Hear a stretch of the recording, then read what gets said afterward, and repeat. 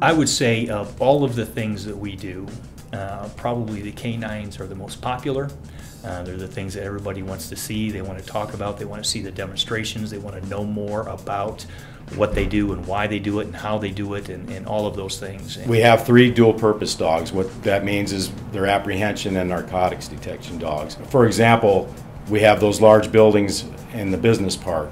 So if we're searching Coca-Cola at night on an open door and on an alarm call, it might take 3 or 4 officers an hour or 2 to clear that whole building, where we can send 1 dog team in and clear it in just minutes, 15 minutes. Our dogs are trained in a number of different areas. They're trained for narcotics, and that certainly is an area, an element that we work in on a daily basis. So to have the ability when an officer suspects that there are drugs involved, and to have a dog that comes to confirm that so that we can conduct the appropriate search is an extremely valuable thing. So it helps us to keep drugs off the street. It helps us to take drug dealers and put them behind bars. The dogs are all trained in narcotics detection, and that's to find marijuana, cocaine, heroin, and methamphetamines. So in that respect, the dogs are a huge tool when the people that use drugs and transport drugs hide them. So we wouldn't be able to find them without the dog's nose. These dogs smell minute odors of narcotics. They hide them in gas tanks and behind dashes and hidden compartments that they build underneath the cars, and these dogs find it almost every time.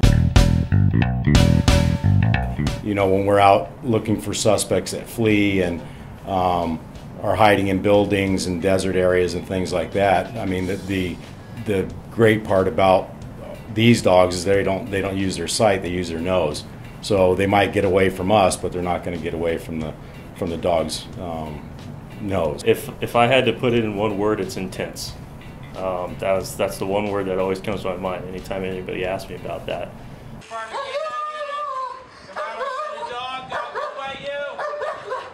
The canines are intimidating animals. They're powerful and they're intelligent, and that's an excellent combination. You're in here. Come out and I'll send the dog. He will get bit. Drop the weapon. Drop the weapon. I'll release my dog.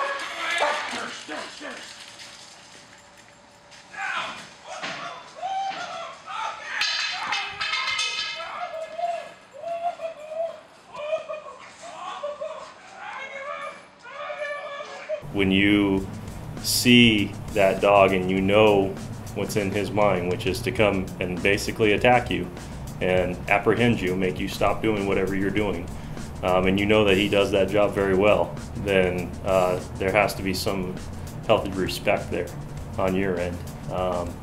And yes, even though you have the suit on, it still hurts. All of our dogs are unique in their own ways as far as personality, how they work, and just kind of their overall quirks. Rocco, he's a bigger dog. He comes in at 94 pounds, really big and broad. He's a showstopper when we do these demos. We usually use him just because it's so just jaw-dropping at his abilities and his dynamics when it comes to biting a decoy or biting a bad guy.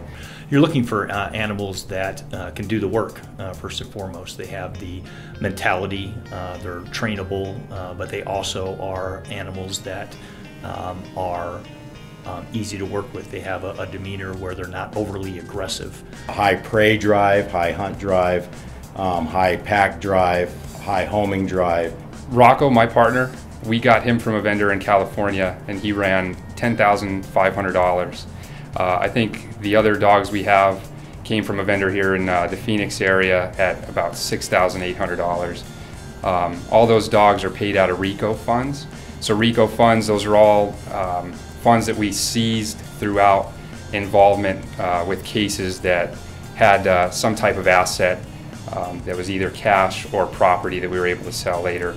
And all those funds go into an account that we can pull from and pay out of that for equipment such as dogs. Our cars are outfitted with a hot and pop system. So basically what that means is, right now my dog is in my car while we're doing this interview. If my car was to shut off or my AC unit was to go out, the windows would roll down. There's a fan that is connected to the back screen of the window.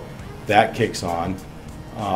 The horn will start beeping, and then I also have a pager that will go off to alert me that there's a problem with my car.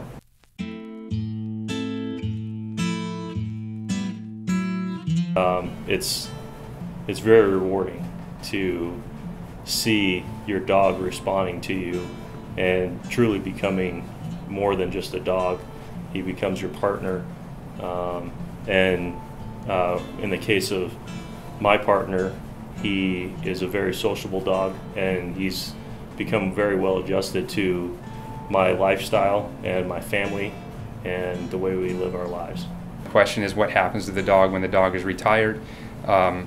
Traditionally, the handler gets the option to keep him. It's pretty rare that the handler is going to give up that opportunity because, for instance, right now I've been working with Rocco for 4.5 years. In that time, we're working really well together, and he's just an awesome dog. I don't want to see him go to somebody else. I want to keep him for myself. We're always asked, would we sacrifice our life for the dog? When we're speaking at public demonstrations, I go, I don't know if I would sacrifice, but I would risk my life to save my dog.